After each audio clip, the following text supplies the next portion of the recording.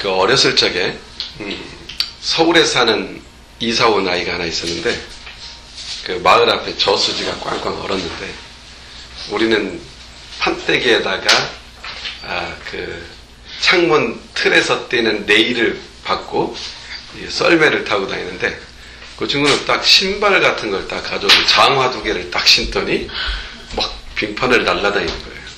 예? 스케이트를 탄 거예요. 스케이트. 난생 처음 봤는데 얼마나 신기하고 참 신기하고 놀라웠어요. 그래서 나중에 저걸 한번 타보고 싶다. 근데 탈 수 있는 기회가 시골에는 없죠. 그거 파는 데도 없고 시골은.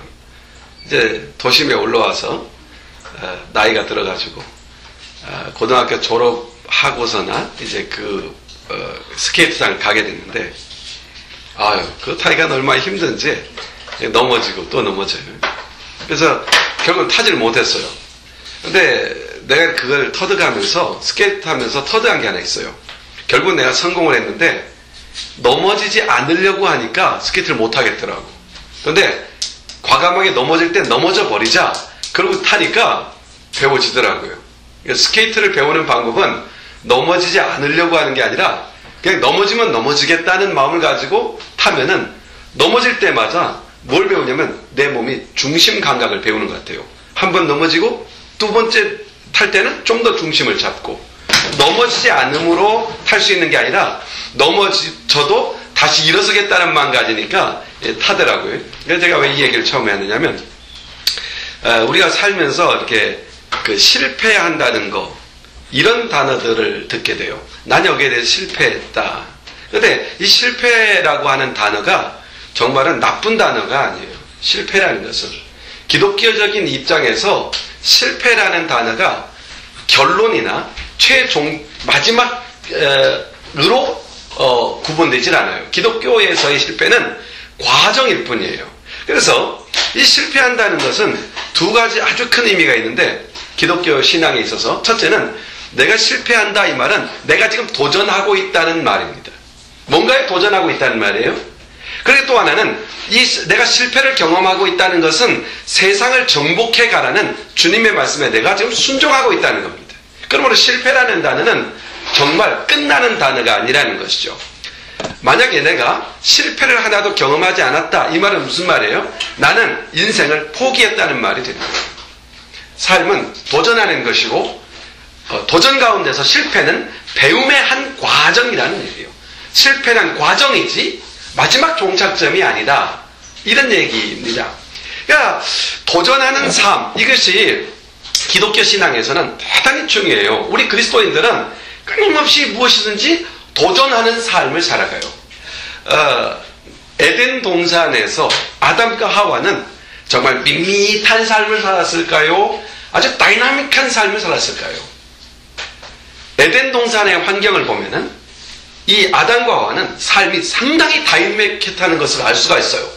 거기에는 시온 골짜기가 있었고 탐험할 수 있는 기온 골짜기가 있었고 아주 이 에덴 동산은 흥미진진한 어드벤처가 있는 그런 곳이었던 것이죠. 우리 크리스찬도 우리 주님은 예수 그리스도 안에서 거듭난 우리가 이 험악하다고 여겨지는 세상 가운데 우리를 두신 것은 실패를 경험하라고 두신 거예요. 실패를 경험하면서 뭘 배웁니까? 도전해가는 겁니다. 정복하고 또 정복하는 것이죠. 바로 그것이 우리 그리스도인의 이 땅에서의 삶의 모습이라는 것이죠. 도전하다가 실패했다. 그러면은 만약에 실패를 경험하는 순간에 우리는 이걸 알아야 돼요. 내가 실패했다는 그것은 어떤 의미에서 더 좋은 기회를 내가 새롭게 시작할 수 있는 찬스를 가졌다는 의미가 되는 것이고 더 나아가서 이 실패는 종착점이 아니라 하나님이 인도하시는 그 과정 속에 하나님은 그 과정의 한 포인트에 나를 옮겨주셨다고 하는 하나님이 인도하시는 과정 속에 내가 있다고 하는 이 사실에 대해서 확신할 수 있는 그런 자리이고 더 나아가서 이 실패라고 하는 것을 경험할 때마다 우리는 좀 더 깊은 차원의 배움 많은 배움의 요소들을 그 실패라고 하는 경험 속에 보석처럼 하나님은 늘어놓고 계신다는 얘기예요. 그러니까 오히려 기회가 되는 것이죠. 영국의 수필가고 시인이며 소설가이고 극작가인 골드 스미스라고 하는 사람이 있어요. 근데 이 사람은 이런 얘기를 그의 글 속에 남긴 것을 봤어요.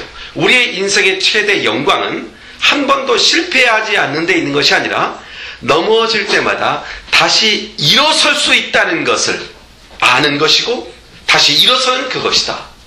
예, 바로 이런 그 인생을 아주 창의적으로 산 사람들의 고백 속에서 나오는 것이죠. 오늘이 부활절이죠.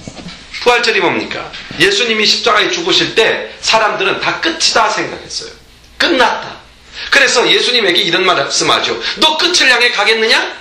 빨리 네가 하나님의 아들이거든 십자가를 포기하고 뛰어내려와라. 이게 사는 것이다. 이게 성공이다. 십자가를 박차고 뛰어내려오는 것, 이게 성공이다. 이렇게 주위에서 조롱하고 따져들었어요. 그러나 우리 주님은 철저히 실패했고 철저히 절망했고 철저히 죽었어요. 왜요? 그건 과정이었기 때문이죠. 우리를 살리는 과정이었기 때문이에요. 그래서 우리 주님은 철저히 실패했고 철저히 조롱당했고 철저히 패망했고 지옥까지 내려가셨던 것이죠. 그러나 그것은 과정일 뿐 종착점이 아니었습니다. 우리 주님이 기다리고 있는 것은 부활이었던 것이죠. 우리 주님은 영원한 승리, 영원한 구원을 가지고 우리에게 부활의 영광으로 찾아오셨습니다. 부활의 주님은 제자들에게 다시 부활하신 후에 제자들을 만나서 오늘 본문에 보면 7절과 10절에 두 번이나 반복하면서 뭐라고 하냐면 다시 갈릴리에서 만나자 이런 말씀하십니다. 내가 갈릴리로 갈 것이고 거기서 너희를 다시 만날 것이다. 어디서 만난다고요? 갈릴리에서. 왜? 예수님께서 굳이 갈릴리에서 다시 만나자고 한 이유가 무엇일까? 이 갈릴리라고 하는 곳이 어디입니까? 예수님의 사역 속에서 예수님의 공생애가 처음 시작한 곳이 어디예요? 바로 갈릴리입니다. 그러니까 실패하고 좌절하고 있는 제자들에게 실패의 자리에 머물지 말아라. 우리가 만났던 그 자리로 가자. 우리 다시 시작하자. 이런 얘기입니다. 너희들에게는 다시 시작할 기회가 주어졌다. 이런 얘기죠. 기독교 신앙은 실패 자체를 절대 정죄하지 않습니다. 기독교 신앙은 실패를 정죄하는 신앙을 갖고 있지 않습니다. 다시 일어나지 않는 포기를 오히려 정죄합니다. 실패가 문제가 아니라 포기하는 그 자체가 문제라는 겁니다. 우리는 실패할 수 있지만 우리는 부활의 주님이 계십니다. 주님은 제자들의 용서에 대한 질문을 받았죠. 내가 사람들을 얼마나 용서해줘야 됩니까? 그때 우리 주님이 하신 말씀이 뭡니까? 70번씩 7번이라도 해라. 이런 말씀이죠. 용서받는다. 자, 보세요. 예수님이 십자가에 못 박혀 죽는다는 사실을 알고 제자들이 다 도망갔어요. 베드로는 대놓고 배신했어요. 나 모른다. 맹세한다. 난 그걸 모른다. 부인했어요. 근데 그런 제자들을 예수님이 만났어요. 그 순간 제자들이 얼마나 두렵고 떨리겠어요. 주님으로부터 꾸중 들을 것밖에 남아있지 않아요. 버림받는 것밖에 남아있지 않아요. 얼마나 가슴이 졸였겠어요. 주님이 생전에 분명히 부활하신다고 말씀하셨는데 다 믿지 않고 예수님을 버리고 떠났던 사람들이에요. 그런데 우리 주님 오셔서 뭐라고 합니까? 평안해라. 평안해라. 정죄하지 않겠다. 다시 시작하자. 7번 넘어져도 8번째 일어나는 것이 기독교 신앙이에요. 그러므로 몇 번 실패했느냐, 몇 번 넘어졌느냐, 얼마나 거룩하지 않는 삶을 또 살았느냐, 이게 중요한 게 아니라 그 삶에서 오늘 돌이켰느냐, 오늘 이 예배에 나왔느냐, 오늘 이 예배에 와서 함께 예배하고 있느냐. 그래서 예배를 잃지 말아야 돼요. 예배, 이게 중요한 것이죠. 예배의 회복의 자리 아닙니까? 그렇잖아요. 기독교 신앙은 실패에 대하여 정죄하는 종교가 아니라 실패한 자리에서 그냥 머물고 있는 것을 지적하고 돌아오지 않고 포기하는 것을 정죄하는 겁니다. 유심히 사람들을 이렇게 살펴보면은 아이러니컬하게도 사람들은 단순히 그저 성공했기 때문에 어떤 사람을 존경하지는 않습니다. 그 사람이 얼마나 큰 실패 속에서도 그 실패를 딛고 일어섰느냐라는 부분에 대하여 경이감을 표현하죠. 이런 인물 가운데 하나를 든다면 아주 대표적인 인물이 아브라함 링컨 아닙니까? 이 아브라함 링컨이라는 사람은 22살에 사업을 시작하려고 나섰지만 실패하고 말았습니다. 23살에 하원 선거의 입후보로 출마했지만 거기서도 낙방했어요. 25세에 다시 창업을 시작해서 사업을 일으켜보려고 했지만 거기서도 실패했어요. 또 26세에 사랑하는 아내를 잃었어요. 27세에 신경쇠약으로 정신병원의 치료를 받아야만 하는 그런 상황에 처하기도 했어요. 34세에 국회의원에 선거했지만 실패했고, 37세, 39세, 46세에 다시 국회의원에 출마했지만 다 낙방했어요. 그리고 그는 47세에 미국 부통령 후보에 입후보했지만 역시 실패했어요. 그러나 그리고 49세 그는 상원 의원으로 다시 한번 입후보를 했지만 역시 거기서도 실패했어요. 그러나 그는 당당하게 52세에 미국 대통령에 출마했고 당선을 했어요. 그리고 노예 해방이라고 하는 역사의 전무후무한 어마어마한 사건을 그를 통해서 이루게 되죠. 그는 자서전에서 자신의 성공 비결에 관한 부분을 묻는 질문에 대하여 이렇게 답변합니다. 내가 실패할 때 악마는 내게 와서 끝났다. 이제 끝났다. 라고 말했다. 그러나 내가 실패할 때 하나님 앞에 무릎 꿇으면 하나님은 내게 항상 이렇게 말씀하셨다. 이 실패의 경험을 가지고 더 큰 일에 도전해라. 주님은 항상 그렇게 내게 말씀하셨다. 나는 악마의 이야기를 듣지 않았고 주님의 음성을 들었다. 그리고 여기에 있게 되었다.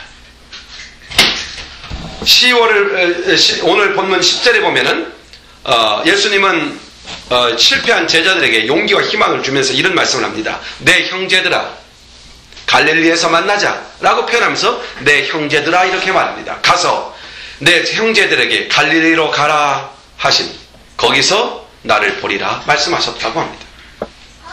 예수님은 갈릴리로 그들을 부르신 이유가 뭡니까? 처음으로 다시 시작하자. 내가 너희들을 만났던 그 순간으로 다시 돌아가. 다시 시작하자.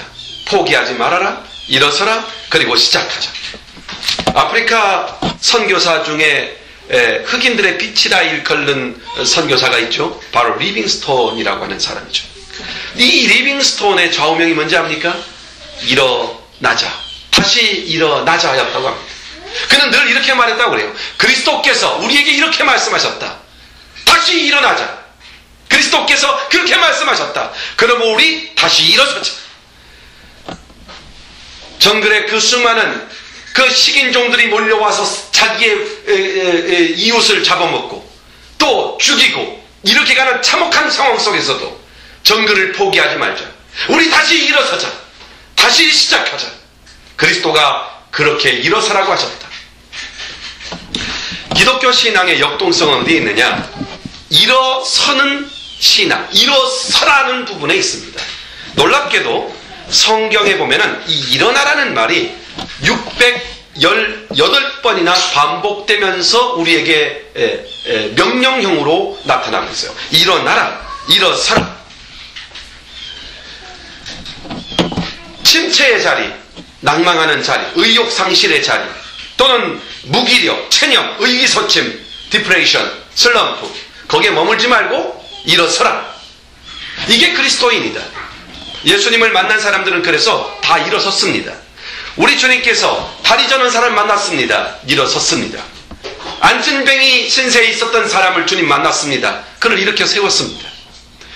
절망의 자리에서 낙심하고 있는 사람들을 만날 때마다 그들은 희망을 봤습니다. 죽은 지 나흘 된 상태에 있는 젊은 청년의 시신도 주님 앞에서는 일어서야 했습니다.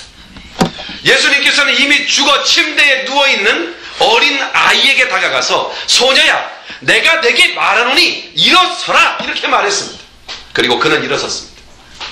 예수님께서는 자신도 안식 후 첫날에 죽음 가운데서 지옥의 그 어둠의 문을 열어 제끼시고 무덤 문을 여시고 일어섰습니다.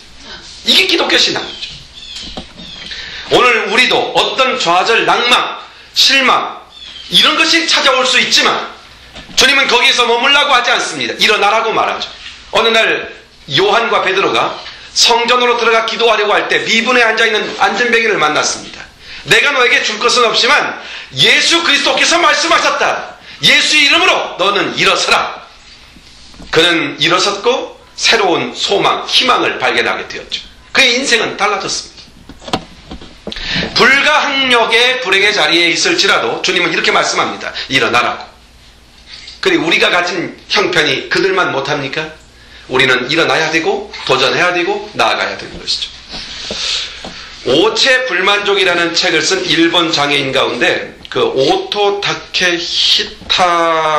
히로타나라는 분이 계신데, 이분이 이 선천성 사지 절단증, 그러니까 선천적으로 사지를 못 쓰는 거죠. 손과 발 아무것도 못 쓰죠. 팔도 못 써요.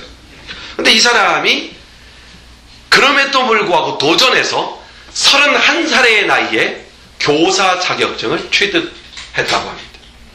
그리고 그는 자기 홈페이지에다가 교사 자격증과 자기의 사진, 얼굴이 담긴 사진을 함께 기록하고 그 밑에다 이런 글귀를 써 놓았다고 그래요. 여기가 종점이 아니다. 여기가 시작이다. 우리 그리스도인들의 삶에 있어서 아주 중요한 것은 언제든지 새롭게 시작할 수 있다는 겁니다. 언제든지 새롭게 시작할 수 있다는 것이죠. 우리 그리스도인들의 인생에는 종점이 있을까요? 종점이 없다입니다. 죽음도, 이생을 떠나는 것도 우리의 종점이 될 수가 없습니다. 그리스도인에게는 종점이 없습니다. 그러므로 이 땅에 맡겨진 일과 천국과 영생이 우리에게 있을 뿐이라는 것을 분명히 알고 우리의 삶은 날마다 어떻게 해야 돼요? 날마다 새롭게 시작하면 됩니다. 우리는 종점이 없기 때문에 날마다 시작인 것이죠. 저는 이 찬송을 아주 좋아해요. 오늘 그 본문에, 오늘 그 주보에 기록한 그 찬양 가운데 있잖아요. 그 주보에 보면은 마지막으로 우리가 불렀던 찬양 가운데 주의 인자는 끝이 없고 그의 자비는 무궁하며 아침마다 새롭고 또 늘 새로우니, 아침마다 새로워요. 아침마다 새로운 것이 시작돼요. 그러니까 어제 한 것이 반복되는 게 아니에요. 아침마다 새롭고 늘 새로우니 주의 성실이 큼이라. 주님이 얼마나 성실한 분이에요. 날마다 새 일을 주시니까. 근데요, 이 찬양이 나는 언뜻 생각에는 시편의 어느 구절 중에 있을 것 같은 내용이죠. 그런데 놀랍게도 이 본문은 예레미야 애가 3장 22절 이하에 나와 있는 말씀입니다. 예레미야 애가의 내용이 뭡니까? 나라가 망해서 모두가 포로로 끌려갔어요. 성벽은 무너졌고 황폐해졌고 모든 짐승과 소유는 다 대적이 걷어갔어요. 오직 예루살렘은 멸망했고 왕궁과 집들은 불타버렸고 모든 재산과 가사는 빼앗겼고 동족과 이웃과 친구들은 포로로 잡혀갔고 더구나 자기가 예배드릴 성전마저 완전히 불타버린 이런 기가 막힌 상황 속에서 에레미야 애가가 이렇게 말하는 거예요. 에레미야라는 그 선지자가 주님의 사랑은 끝이 없고 주님의 긍휼하심은 아침마다 새롭고 그리고 주의 신실하심은 크고 큽니다. 뭘 봅니까? 강물같이 눈물을 흘리던 예레미야 선지자, 절망 가운데 슬픔 속에 그저 처져 있을 이 예레미야 선지자가 변함없이 성실하신 하나님, 언제나 새 일을 행하시는 그 하나님을 바라보면서 이 놀라운 하나님의 성품을 찬양하고 있습니다. 그런 환경 속에서 이런 찬송을 부를 수 있는 것을 보니까 몇 주 전 설교한 것처럼 이런 찬송을 부를 수 있는 사람은 어떤 사람입니까? 영의 사람이죠. 이 사람 영의 사람입니다. 이 사람은 영의 사람이기 때문에 하나님을 볼 수가 있는 겁니다. 그분이 누군지를 보는 겁니다. 어떤 상황에서든지 그분을 보는 것이죠. 그래서 그는 진정한 행복이 무엇인가를 아는 사람이고 그 행복을 경험하고 누릴 줄 아는 사람이었다는 것이죠. 제가 예전에 어떤 책을 읽다가 너무 좋아서 기억해둔 말이 있어요. 아마 여러분도 들어본 말일 수 있어요. The end of self is the beginning of God. 나의 마지막, 나의 끝이라고 여겨지는 그 자리가 하나님의 시작을 보는 새로운 시작이다 이거죠. 그러므로 우리에겐 절망이 없는 겁니다. 나의 한계점에서 하나님의 시작을 보면 되는 겁니다. 내가 가야 될 그 종착점이라고 여기는 그곳이 종착점이 아니라 하나님은 새로운 일을 시작하는 시작점이라는 사실이죠. 바로 부활이 그런 메시지를 우리에게 주고 있는 겁니다. 주님의 죽으심은 끝이 아니라 새로운 시작이며 우리의 구원의 과정이었다는 것을 우리에게 분명히 보여주는 겁니다. 예수님의 부활의 비전을 우리에게 주는 새로운 그런 새로움을 주는 부활절 아침에 우리가 있어요. 특별히 기독교 신앙에 있어서 부활절과 성탄절을 지키는 데는 이유가 있습니다. 성탄절이 새로운 시작의 시작이며 부활절이 새로운 시작입니다. 우리 날마다 시작이기 때문이죠. 우리는 시작입니다. 예수님은 죽은 지 4일 만에 부활하셨고 그는 사망에서 다시 살아났습니다.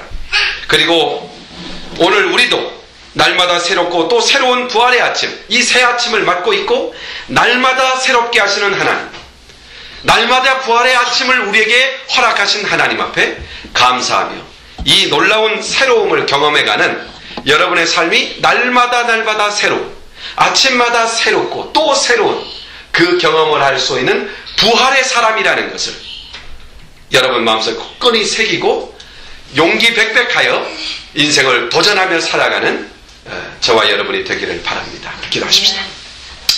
살아계신 하나님 아버지, 오늘 이 부활의 아침에 우리에게 성찬을 베풀어 주시고 또 부활의 메시지를 주시니 감사합니다. 날마다 새롭고 또 새로우며 아침마다 새롭게 하시는 이 놀라운 은혜를 누릴 수 있도록 부활하시고 이 부활의 영광을 우리에게 허락하신 주님의 이름을 찬양합니다. 우리의 인생은 종착점이 있는 것이 아니라 오직 영원을 향하여 날마다 시작이 있을 뿐임을 다시 한번 새기고 어떤 가운데서도 낙심 절망하지 아니하고 용기 백백하여 성삼위 하나님이 베푸신 그 사랑과 은혜와 우리의 안에서 역사하시는 성령님의 능력을 믿고 세상을 도전하며 담대히 살아가는 부활의 용사들이 다 되게 하여 주시옵소서. 예수님의 이름으로 기도하옵나이다. 아멘. 아멘. 감사합니다. 우리 다 같이 찬송 일어나셔서 하나님 앞에